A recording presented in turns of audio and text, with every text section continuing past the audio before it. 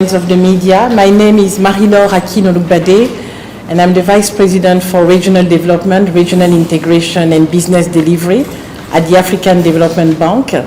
And I'm here to visit the country, South Sudan, and to engage with the authorities in the countries, but also to visit some projects that are implemented with the support of the African Development Bank Group, and also to exchange with other partners on really how best we can work together to provide the best support to South Sudan and the people of South Sudan.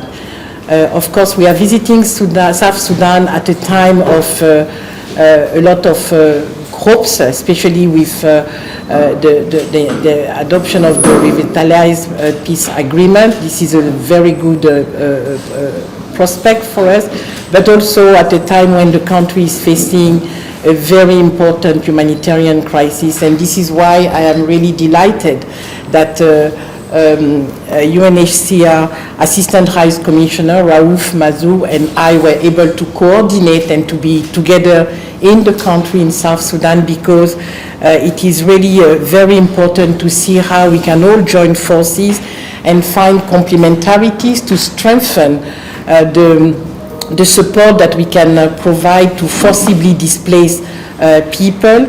And this is in the context of increased conflict on the continent and unfortunately in South Sudan. So we as a development bank and UNHCR as a UN agency focused on humanitarian assistance to forcibly displaced, it's not often that we work together, but this is certainly something that we would like to do more of. We have already started exploring ways to be able to bring both development and lasting solution even within humanitarian context as they develop. So permit me maybe to talk about some of the meetings that I've had. I've had an opportunity to be granted an audience by the first Vice President of the country. We had exchanges on the quality of and the implementation of the activities that the African Development Bank is supporting the government with, and these activities span several sectors: agriculture, skills and technical vocational training, but also energy, transport, and governance and financial management.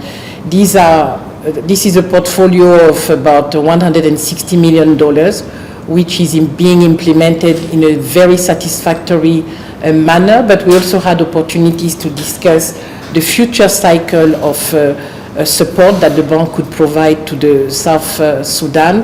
And here we heard very clearly that the priority remains agriculture and food security, but also transport, energy, and still skills and technical and vocational training. I will also talk about the visit that we did together yesterday to the Maban refugee camp.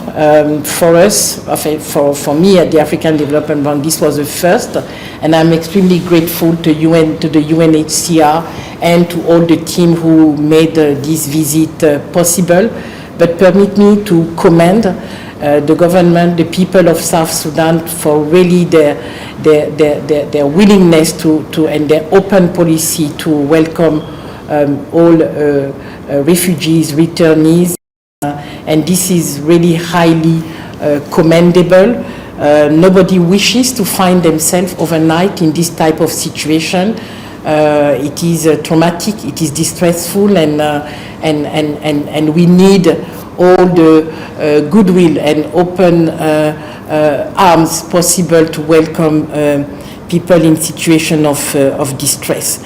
And I think it was important for us to see that even in the midst of these very traumatic experiences, there are also stories of resilience, stories of people really willing to pick up their lives from where they were broken, the pieces, and try to make something good, and thereby being a positive contribution to the host communities that open their arms to really welcome them. And what we are doing together, Raouf, is really to try to see how we can really best complement our business approaches, which are not the same, it's true, but really leverage our strength and provide, or at least contribute to finding durable and lasting solutions. With that, maybe I will hand over to you. No, thank you very much, Ms. Aking. Lukbade, thank you very much for having accepted to do this joint visit. South Sudan is one of the countries which has been the most affected by forced displacement. I mean, even before this crisis, South Sudan is a country which was receiving more than 300,000 refugees, mainly from Sudan. And what we've seen since mid-April last year is the arrival of 400,000 Sudanese back in their country, and more than 100,000 Sudanese refugees coming. So you imagine what it means for a country which has had its own challenges. So for us, the issue is, how do we move beyond the humanitarian assistance that is being provided? And how do we, and as you said, Marie-Laure, how do you help people pick up the pieces of their life and then rebuild their lives where they are? We're very fortunate that South Sudan has been a very welcoming country, welcoming to refugees, but also welcoming to some of the South Sudanese who've been coming back. Some of them were born in Sudan, have made their lives there, but South Sudan said, these are our citizens, they have the right to come back, and we're going to try and provide them with all the support that they require. So the type of support that the people who are coming back here require is not just the initial humanitarian support that we can mobilize, it's ways of rebuilding their lives. And I've said that's where the advantage, comparative advantage of the African Development Bank is, to make sure that the government, as it plans for the future, will include and integrate all these people who have come back as part of, as a result of the situation in Sudan, be they Sudanese refugees or South Sudanese coming back. So we're very, very encouraged by what we heard Vice President Akinwumi Olubade say yesterday when she saw the situation in Maban. Unfortunately, these are things that we're seeing in this region, generally speaking. Today, we launched the appeal for the Sudan situation. It's more than $1.4 billion that we're talking about. Here in this country, we expect the arrival of possibly another 500,000 people, so basically a doubling of the number of people who've already arrived. So you see how dramatic it is, and we need to have the support from the international community, humanitarian support, but more importantly, the development support that you've been talking about. So really, we're very, very excited, very pleased with this partnership. We know that it is going to be growing not just here, but in the entire Africa region. The Africa region is very fortunate to have the African Development Bank as its development bank, and the issue of forcible displacement or forced displacement, which is unfortunately a phenomenon which has affected the continent quite a bit, is one which definitely should be part and is part of some of the objectives that the African Development Bank is focusing on. So very happy, very pleased that we have this partnership and looking forward to its growth. As you know, the bank has been in the country since 2012, and we've been operating and already providing support to the government in areas that the government deems as priority areas. At the moment, the priority that the government has given us is really to help develop agriculture value chain with a view to really contributing to economic diversification and also building resilience. So agriculture and food security is one of the important areas, as a matter of fact, that currently represents about 40% of all that we are doing in South Sudan.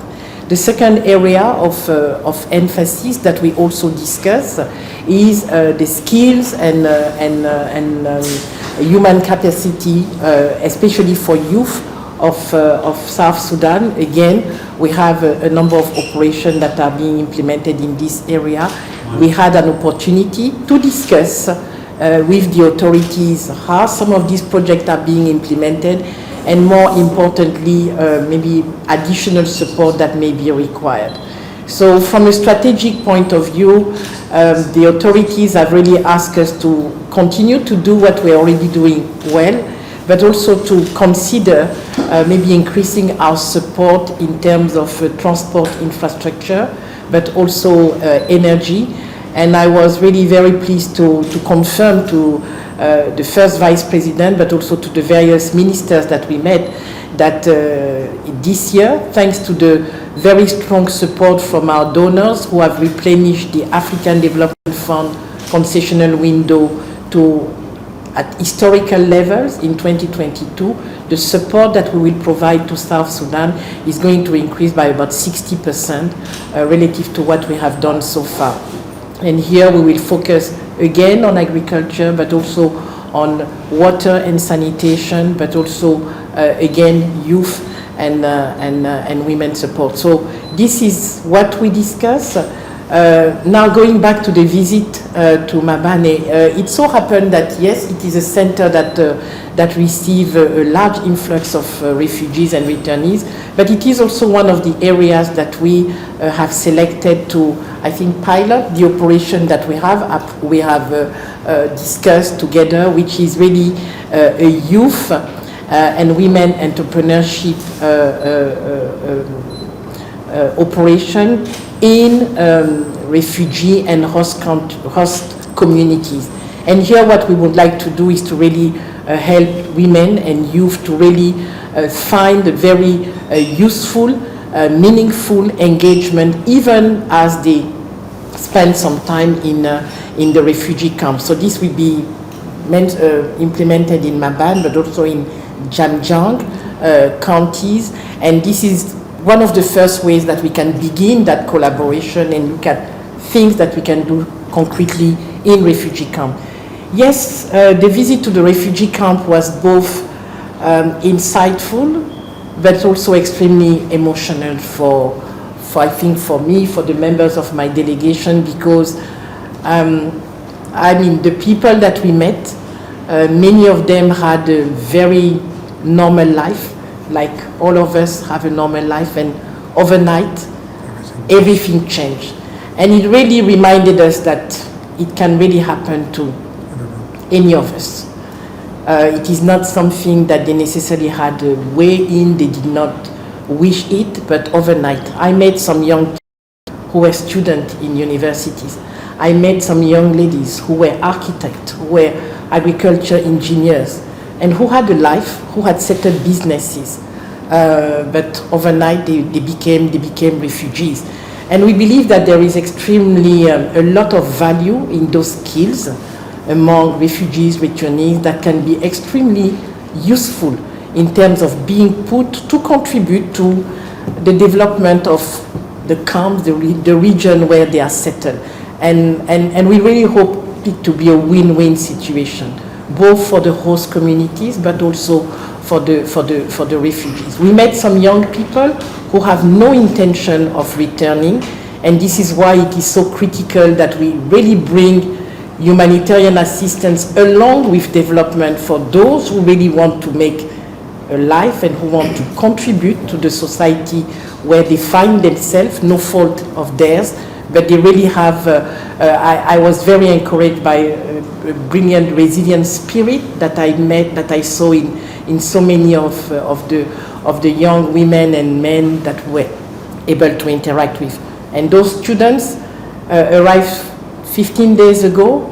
I think they are really fired up with a lot of ideas, a lot of suggestions that they made to us, Raouf, about some of the areas where they see immediate potential to really pick up their lives, but more importantly, be a positive force in the areas where they are set up. So, so much to think about. They told us, they shared some of the immediate priorities that they have. I think if we talk about the region of Maban, They talked to us about a dam, which is absolutely necessary. It will help with the flooding that constantly affect the region. They told us about a bridge that will be able to connect the northern part of Maban and the southern part of Maban. Forgive me, Maban, and really help spur the agriculture potential in the region. The connectivity, the transport connectivity is key. And these are the things that the African Development Bank was set up to do. We are an infrastructure financing bank. We finance a lot of infrastructure. We finance roads, we finance dams, we finance power plants. These are things that we do. This is our work on a daily basis.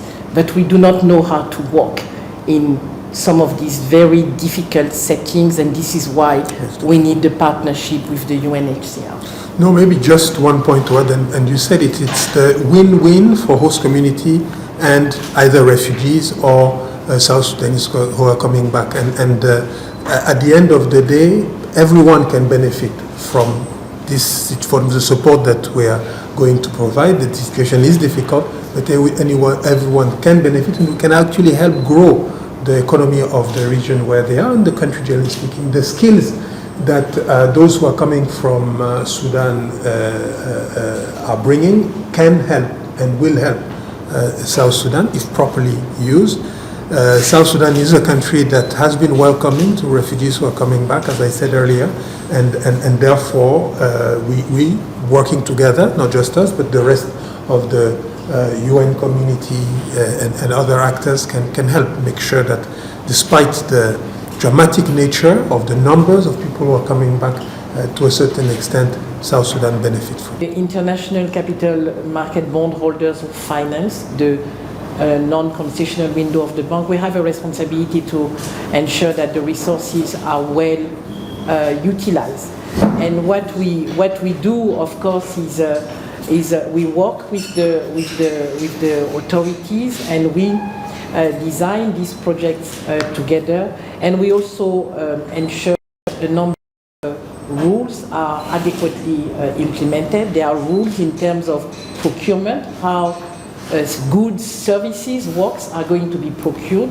So here we are looking for full transparency, we are looking for full competition, opening up the field for all actors to participate, but we are also looking very carefully at issues of financial management of these resources, and we ensure that we have competent colleagues, actors who are involved in the whole delivery of the assistance.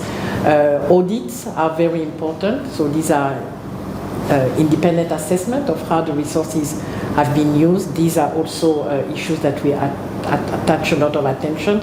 And I think very importantly, when we are made aware of poor practices, we have no hesitation to stop the project and to suspend the disbursement, to request the reimbursement of the resources that have not been used properly.